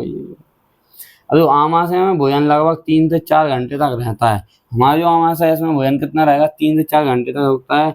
इसमें क्या क्या मिलता है? जठर रस मिल जाता है, पेप्सिन मिल जाता है, रेनिन मिल जाता है और श्लेष्मा मिल जाता है। श्लेष्मा मतलब वही मैंने अभी बताया था म्यूकस। ठीक है, पेप्सिन रेनिन क्या क्या आपको याद रखना है? HCl पेप्सिन रेनिन श्लेष्मा। ठीक है, पेप्सिन क्या करता है? प्रोटीन का पाचन करता है। रेनिन दुग्ध का पाचन करता है और श्लेष्मा आमाशय की दीवारों की रक्षा करता है। ठीक है, क्या श्लेष्मा क्या करता है? श्लेष्मा मतलब म्यूकस, ये करता है आमाशय की दीवारों की रक्षा करता है। अब छोटी आंत को देख लेते हैं। छोटी आंत आ जाओ इधर, तो सर्वाधिक पाचन व अवशोषण होता है छोटी आंत में। इसमें 2 ग्रंथियां होती हैं। सर्वाधिक पाचन व अवशोषण किसमें होता है? छोटी आंत में होता है और इसमें सहायकों के यकृत अग्नाशय हारनाल का सबसे लंबा भाग 7 मीटर होता है। मतलब ये छोटी आंत होती है ना, ये लगभग 6 से 7 मीटर लंबी होती है। ये हारनाल का सबसे लंबा भाग होता है और इसमें क्या क्या जुड़े रहते हैं? यकृत जुड़ा रहता है और अग्नाशय जुड़ा रहता है। यकृत हमारे शरीर का सबसे बड़ा अंग होता है। इसमें बहुत सारे एंजाइम और क्या होते हैं? एंजाइम होते हैं और क्या होते हैं? रस होते हैं। पाचन में मदद करने वाले मतलब एंजाइम होते हैं और वो भी होते हैं, मतलब उनको सहायता करने वाले और अन्य एंजाइम भी होते हैं।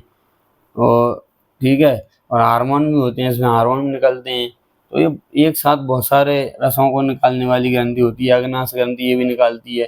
ठीक है, तो हारनाल का सबसे लंबा भाग क्या होता है? छोटी आंत। ये कितनी? 7 मीटर लंबी होती है। चलिए आगे देखते हैं बड़ी आंत। छोटी आंत देख ली।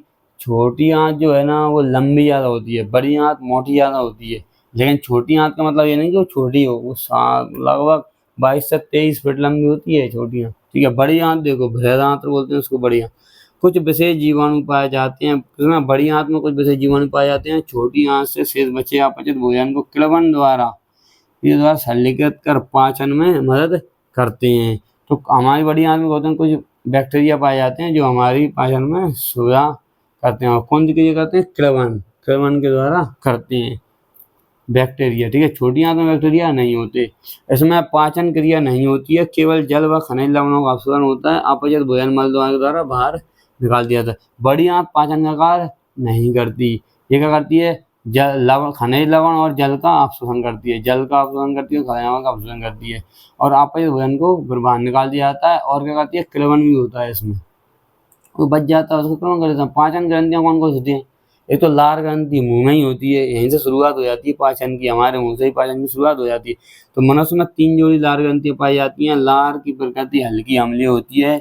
ये 3 जोड़ी होती हैं, कर्णपूर्ण ग्रंथि, अधोजव ग्रंथि और अधोजीवा ग्रंथि। जीवा के नीचे ग्रंथि होती है, उसको अधोजव कहते हैं, ठीक है। ये कहते हैं हमारे भोजन का पाचन, अगर कोई पूछे कि भाई ये बताओ कि भोजन का पाचन कहाँ से शुरू होता है, तो आप क्या बोलोगे? हमारे मुंह से ही भोजन का पाचन शुरू होने लगता है। लार में एमाइलेज या टाइलिन एंजाइम पाया जाता है। तो हमारी लार में कौन सा एंजाइम होता है, ये क्वेश्चन आ जाता है कि लार में कौन सा एंजाइम पाया जाता है। तो अब क्या देखो, एमाइलेज या टाइलिन, कौन सा एंजाइम? एमाइलेज और टाइलिन। लार में क्या होगा? एमाइलेज या फिर टाइलिन भी बोलते हैं इसको, टाइलिन, ठीक है। ये हमारी लार में पाए जाते हैं। ये एंजाइम किसका पाचन करते हैं और ये पाचन किसका करते हैं? स्टार्च का 30% पाचन कर देते हैं। ये एंजाइम कार्बोहाइड्रेट या स्टार्च का पाचन करते हैं। कार्बोहाइड्रेट से स्टार्च बोलते हैं, ठीक है। तो ये किसका पाचन करते हैं? स्टार्च का, कार्बोहाइड्रेट का, ठीक है। इतना समझ गए लार वाला। अब इधर जाओ अग्नाशय। अग्नाशय क्या करता है? अग्नाशय अभिकाय तो संरचना, शरीर में रक्त शर्करा को नियंत्रित करता है। रक्त शर्करा मतलब ये वो ब्लड शुगर को कंट्रोल करता है, ठीक है। अग्नाशय शरीर में रक्त शर्करा को नियंत्रित करता है। आंतों में प्रोटीन, वसा और कार्बोहाइड्रेट का पाचन करता है। तो प्रोटीन, वसा और कार्बोहाइड्रेट पाचन में सहायता क्या करता है? आमाशय, वो अग्नाशय, ठीक है। प्रोटीन के पाचन के लिए ट्रिप्सिन होता है, प्रोटीन और पेप्टाइन। प्रोटीन किसमें बदल जाता है? पेप्टाइन में। ट्रिप्सिन को प्रोटीन में, प्रोटीन को पेप्टाइन बदल जाता है। प्रोटीन के पाचन के लिए जरूरी होते हैं ट्रिप्सिन, प्रोटीन और पेप्टाइड, ठीक है। और काइमोट्रिप्स, प्रोटीन और पेप्टाइड ये होते हैं। कार्बोहाइड्रेट के पाचन के लिए क्या होता है? एमाइलेज, स्टार्च और माल्टोज, ठीक है। एमाइलेज क्या करता है? स्टार्च को माल्टोज में बदल देता है। वसा के पाचन के लिए लाइपेज होता है, वसा के जटिल कण और सरल कण में बदल देता है। वसा के पाचन के लिए लाइपेज क्या करता है? वसा के जटिल कणों को सरल में बदल देता है। अब और आगे जाओ। अग्नाशय एक मिश्रित ग्रंथि है। कैसी मिश्रित ग्रंथि है? बहिस्रावी भाग अग्नाशय रस का स्राव करता है। बहिस्रावी मतलब बाहर भी श्रावण करता है और अंदर भी श्रावित करता है, ठीक है, बाहर श्रावित करता है। अब देखो इसके क्षारीय माध्यम में कार्य करने वाले एंजाइम, प्रोटीन, वसा और कार्बोहाइड्रेट के पाचन में मदद करता है। अग्नाशय क्या क्षारीय पदार्थों का स्थापन करती है, क्योंकि अम्ल तो पहले से आना है HCl, तो ये क्षार का स्थापन करेगी, ठीक है। अब अग्नाशय रस के एंजाइम क्या होते हैं? एक ट्रिप्सिन प्रोटीन का पाचन करता है, एमाइलेज कार्बोहाइड्रेट का पाचन करता है, लाइपेज वसा का पाचन करता है, ठीक है। यही लिख रहा है, ये अग्नाशय रस से निकलते हैं। Trypsin protein, amylase carbohydrate, lipase वसा। अब यकृत देखो, यकृत का सबसे बड़ी ग्रंथि जो पित्त का निर्माण करती है, पित्ताशय में संग्रहित पित्त वसा के पायसीकरण तथा एंजाइमों के लिए क्षारीय माध्यम बनाने का कार्य करता है। यह मध्य पट के नीचे स्थित लगभग त्रिकोणाकार अंग है। यकृत 2 भागों में, दाईं ओर और बाईं ओर पालियों में विभाजित नजर आता है। यकृत क्या होता है? सबसे बड़ी ग्रंथि है। पहली बात तो शरीर की सबसे बड़ी ग्रंथि है, पित्त का निर्माण करती है।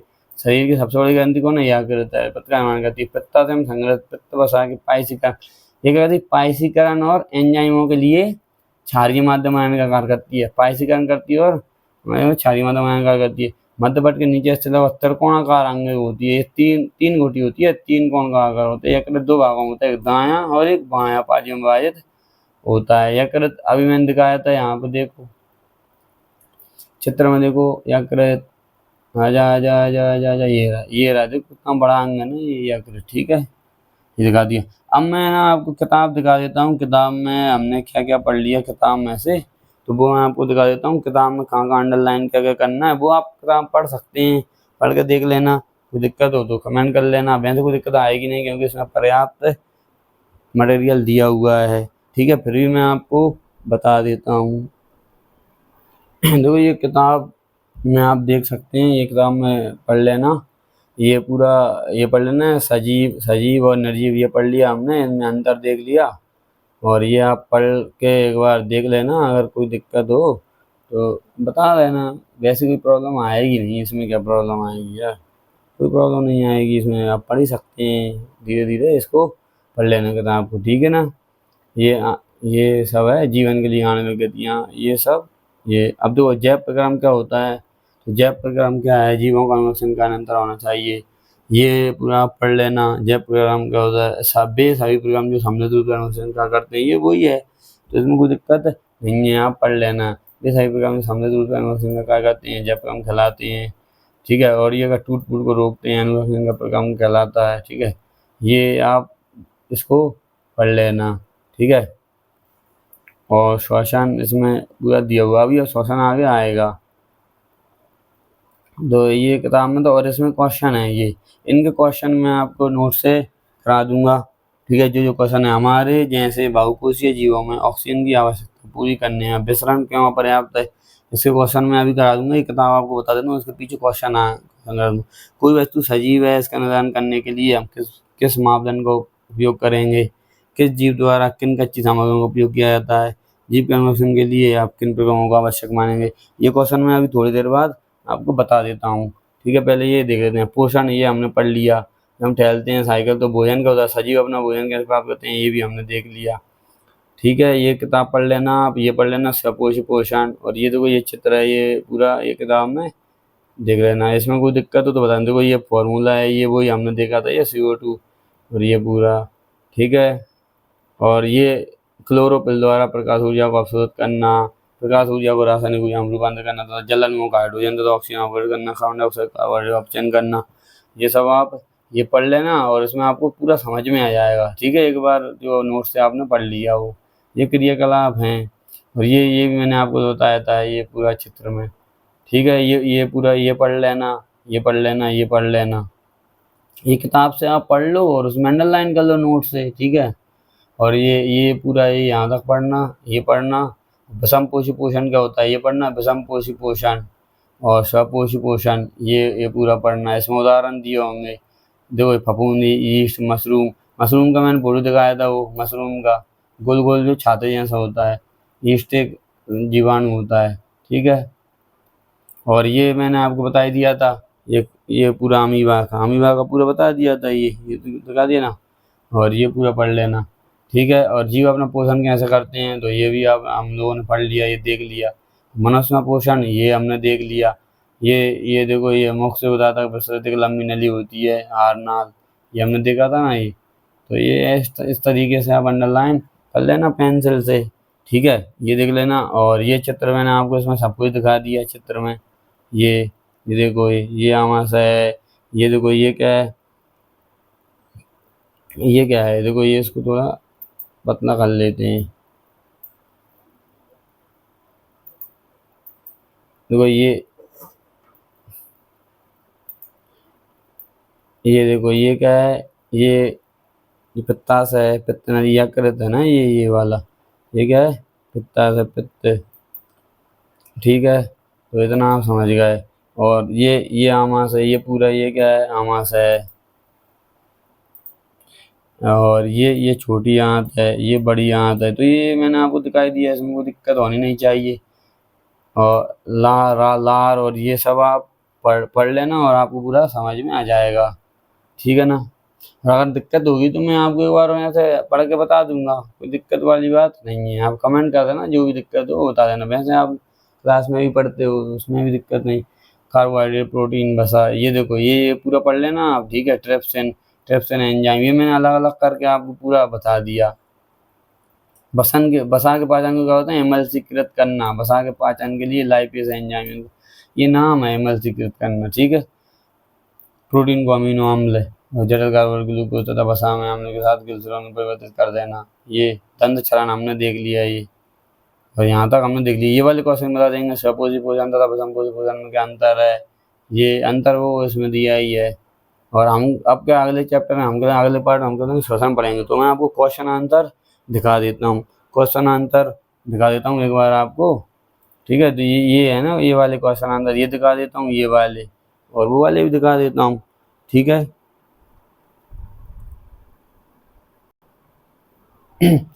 ये देखिए, ये क्वेश्चन आंसर हैं, ये नोट्स के क्वेश्चन आंसर बनाए हैं मैंने, और जो बुक में क्वेश्चन आंसर दिए हैं उनके क्वेश्चन और आंसर हैं। तो हमारे जैसे बहुकोषीय जीवों में ऑक्सीजन की आवश्यकता पूरी करने में विसरण क्यों अपर्याप्त है, ये क्वेश्चन दिया है। तो इसका आंसर क्या हो जाएगा, ये हमारे जैसे बहुकोषीय हमारे जैसे बहुकोषीय जीवों में ऑक्सीजन की शरीर, ये पूरा ये कलर कर लेता हूँ, ग्रीन कर लेता हूँ। ठीक है, तो इसको हम देख लेते हैं। तो हमारे जैसे बहुकोषीय जीवों में ऑक्सीजन की शरीर के सभी भागों को आवश्यकता होती है। तो हमारे जैसे बहुकोषीय जीवों को तो ऑक्सीजन की जो आवश्यकता है वो शरीर के सभी भागों को होती है, तथा इन जीवों की कोशिकाएं अपने आसपास के पर्यावरण के सीधे संपर्क में नहीं रहती हैं, तथा साधारण वितरण सभी कोशिकाओं की अवस्था पूरी नहीं कर सकता, इसलिए भैया इसमें अपर्याप्त है। मतलब ये है कि हमारे जैसे जो जीव हैं हमारी क्या सारी स्किन थोड़ी ना वातावरण के कांटेक्ट में नहीं रहती, क्योंकि ऊपर की जो स्किन होती है वो तो मृत होती है, कॉन्टेक्ट में नहीं रहती है, इसलिए हमको ऑक्सीजन की आवश्यकता नहीं मिलती है। केंचुआ होता है, केंचुआ तो अपनी त्वचा से विसरण कर लेता है और उसको ऑक्सीजन मिल जाती है। तो हमारे शरीर में विसरण नहीं हो पाता, इसलिए हमारे शरीर विसरण अपर्याप्त होता है, इसलिए हमको क्या फेफड़ों की जरूरत पड़ती है। फेफड़ों में अंदर विसरण हो जाता है और हमारी आंखों में भी होता है। तो ये वाला इसका आंसर हो गया। और दूसरा क्वेश्चन क्या है, कोई वस्तु सजीव है, इसका निर्धारण करने के लिए हम किस मापदंड का उपयोग करेंगे। तो ये तो नॉर्मल तो क्वेश्चन है, कोई वस्तु सजीव है इसका निर्धारण करने के लिए हम विभिन्न प्रकार के आदर्श आणविक गतियों, मतलब हमारे शरीर के अंदर हो रही हैं वो, और जीवन सूचक मापदंड, जीवन को सूचित करते हैं, दिखाई देने वाली गतियाँ, वृद्धि और जनन को आदि को देखेंगे। ठीक है, तो इसमें कोई किसी को दिक्कत नहीं होनी चाहिए, ये इसका उत्तर है, ये आप लिख लेना कॉपी में। ठीक है, और दूसरा है तीसरा क्वेश्चन है, किसी जीव द्वारा किन किन कच्ची सामग्रियों का उपयोग किया जाता है। तो ये तो अपने नोट्स में भी आंसर दिया है, किसी जीव द्वारा कच्ची सामग्री रूप में विभिन्न कार्बन आधारित अणु, तो ऑक्सीजन, जल एवं सौर ऊर्जा तथा विभिन्न लवणों का उपयोग किया जाता है, खनिज लवणों का उपयोग किया जाता है। जीवन के अनुरक्षण के लिए आप किन प्रकारों को आवश्यक मानेंगे। तो जीवन के अनुरक्षण के लिए हमने नोट्स में देख लिया कि जीवन के अनुरक्षण के लिए हम पोषण, श्वसन, शरीर के अंदर पदार्थों को सम्मेलन तथा अपशिष्ट हानिकारक पदार्थों के उत्सर्जन आदि प्रकारों को आवश्यक मानेंगे। ठीक है, अब दो और क्वेश्चन कौन से हैं, 111 पेज नंबर का, स्वपोषी पोषण और संपोषी पोषण में अंतर। तो ये नोट्स में भी है और इसमें भी है। देखो, स्वपोषी पोषण भोजन को सरल आकार में कच्चे माल जैसे जल और CO2 से संश्लेषित किया जाता है, और सब क्लोरोफिल की आवश्यकता होती है। संपोषी में भोजन को प्रत्यक्ष या अप्रत्यक्ष रूप से प्राप्त किया जाता है, भोजन को एंजाइम में धोया जाता है, और क्लोरोफिल की कोई अवस्था नहीं होती। ठीक है, और ये देखो, सामान्यतः भोजन का निर्माण दिन के समय ही होता है, क्लोरोफिल में दिन में ही होगा, प्रकाश संश्लेषण ना, भोजन का निर्माण कभी भी किया जाता है। हरे इसमें क्या होता है, हरे पौधे तथा कुछ जीवाणु इसमें कार्य करते हैं। जीवाणु क्या है, नहीं आ जाएगा, हरे पेड़ पौधे सभी आ जाएंगे, सभी जीवों तथा कवक में पोषण होता है। अब अथवा में ये इसका आंसर ये है कि अगर आप यहाँ से डब्बा बना कर नहीं लिखना चाहते तो अथवा में ऐसा सीधा भी लिख सकते हैं।